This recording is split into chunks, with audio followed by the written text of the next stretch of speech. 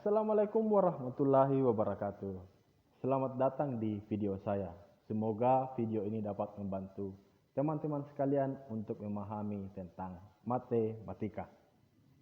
Pada kesempatan kali ini, saya akan menjelaskan tentang program linier. Program linier ini adalah salah satu materi yang ada di kelas 11 tingkatan SMA atau MA sederajat. Baik, kita langsung saja tentang apa itu program linier. Namun, kurang afdol kiranya ketika kita mempelajari program linier tanpa tahu arti kata per kata dari program linier. Baik, mari kita kaji. Apa itu program dan apa itu linier? Kita bisa sepakati bahwa program itu adalah rencana. Sedangkan linier menurut KBBI adalah tegak lurus. Jadi kalau kita sambung, program linier adalah rencana tegak lurus. Atau kalau kita mau sederhanakan, program linier adalah bagaimana membuat rencana yang tegak lurus atau matang. Jadi dalam materi program linier ini, kita akan belajar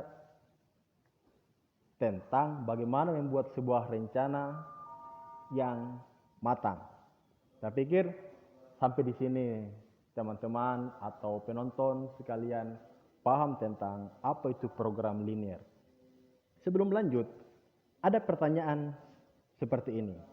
Dan ini sangat sering ditanyakan. Apa perbedaan linier dengan linear? Banyak sekali orang yang mempertanyakan, apa sih perbedaan linier dengan linear? Jawabannya simpel saja. Linier itu bahasa Indonesia. Sedangkan linear itu bahasa Inggris. Simpel saja bukan? Jadi kalau ada yang masih mempermasalahkan tentang apa itu linear, tergantung. Anda mau sebut dalam bahasa apa? Kalau Anda sebut dalam bahasa Indonesia, ya sebut linear. Kalau mau bahasa Inggris sedikit, ya sebut linear. Itu saja perbedaannya tentang program linear dengan program linear. Baik. Sebelum kita jauh melangkah materi program linier ini, lebih dahulu kita akan mengenal simbol-simbol yang akan sering kita gunakan dalam program linier ini. Simbolnya seperti ini. Ini.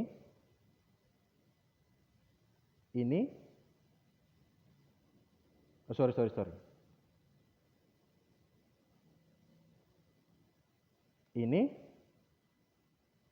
Ini, dan ini. Simbol seperti ini tentu sudah tidak asing lagi di teman-teman. Apalagi Anda sudah melalui yang namanya jenjang SMP atau MTS. Kecuali Anda setelah tamat SD, langsung lanjut ke SMA, ya saya tidak tahu. Nah, simbol seperti ini dapat kita lihat pada materi persamaan dan pertidaksamaan. Nah, sekarang kita akan belajar tentang penyebutan simbol pertidaksamaan ini. Mungkin, saya bilang mungkin ya, mungkin guru-guru kalian pernah mengajarkan penyebutan simbol ini seperti ini. Ini disebut lebih besar. Ini disebut lebih kecil. Ini disebut lebih kecil atau sama dengan. Ini lebih besar atau sama dengan. Dan ini disebut sama dengan. Kita bisa sepakat di situ dulu. Oke, saya ulang. Ini disebut lebih besar. Ini disebut lebih kecil. ini disebut lebih kecil atau sama dengan, ini lebih besar atau sama dengan, ini disebut sama dengan. Atau sederhananya begini, kalau ingin membedakan lebih mudah, Anda tinggal tarik garis di sebelah kiri seperti ini. Thread, thread. Maka akan membentuk dua huruf, B dan K. Di mana B bisa kita artikan sebagai besar dan K sebagai kecil. Oke, kita sepakat dulu. Dan sekarang, mari kita buktikan.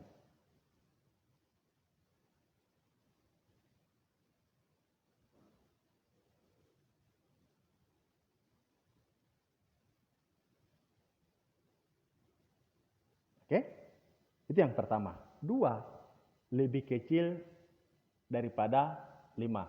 Benar? Oke, kita anggap benar. 2 lebih kecil daripada 5. Sekarang saya tulis begini.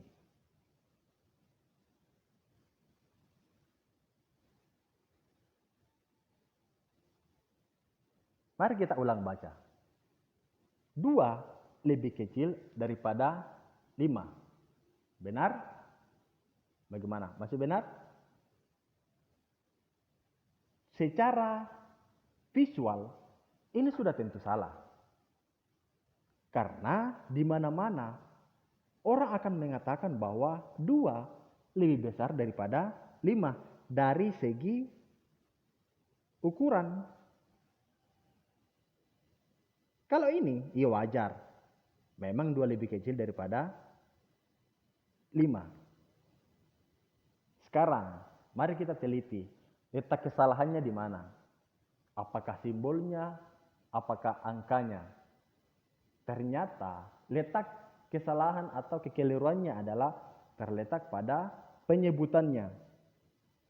Penyebutan simbol ini, kalau Anda mengatakan ini adalah simbol lebih kecil, maka ini salah. Setahu saya, simbol seperti ini itu disebut kurang dari. Oke? Simbol seperti ini itu disebut kurang dari. Sedangkan simbol yang seperti ini disebut lebih dari. Nah, sekarang mari kita buktikan.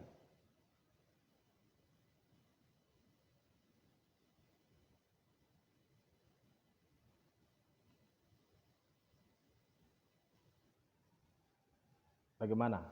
Apakah 3 kurang dari 1? Salah. Oke. Sekarang kita balik.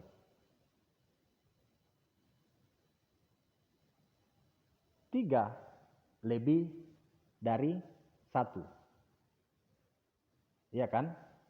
Benar. Bahwa 3 lebih dari 1. Bukan lagi Anda menyebut 3 lebih besar daripada 1. Nah, mungkin untuk proses penyebutannya saya pikir sampai di sini Anda sudah bisa membedakan atau membedakan penyebutan simbol mana kurang dari dan mana lebih dari. Sekarang kita masuk pada penggunaan simbol pertidaksamaan tersebut.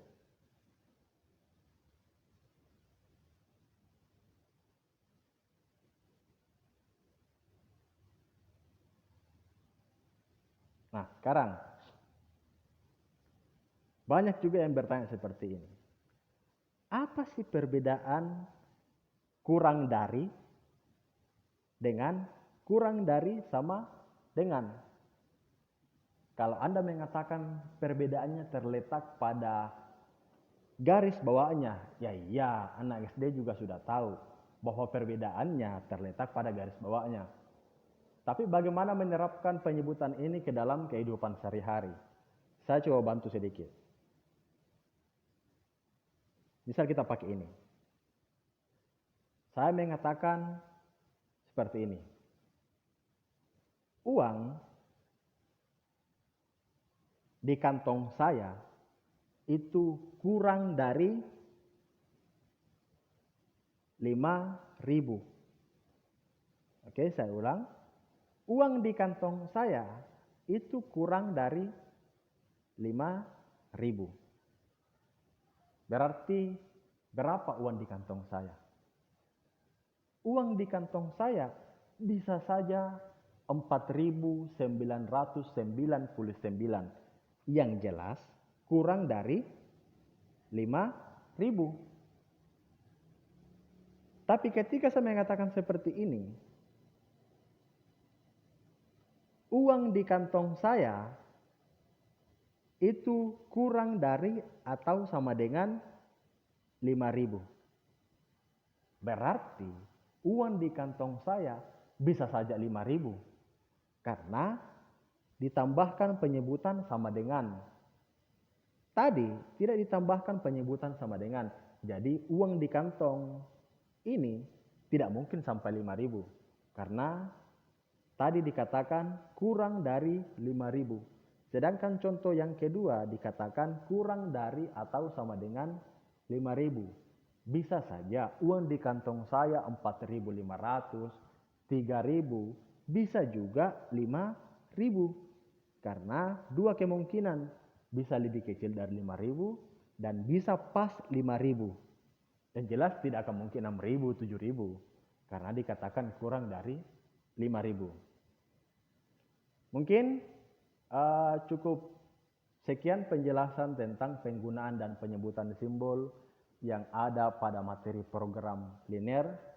Di video berikutnya saya akan coba jelaskan tentang bagaimana penggunaan garis, apa itu garis, lalu kemudian selanjutnya saya akan coba jelaskan tentang bagaimana membuat rencana seperti yang telah kita pelajari sebelumnya tentang program linear, yaitu membuat rencana secara matang atau tegak lurus. Sampai jumpa, mudah-mudahan video ini bermanfaat untuk kita semua dan terima kasih. Assalamualaikum warahmatullahi wabarakatuh.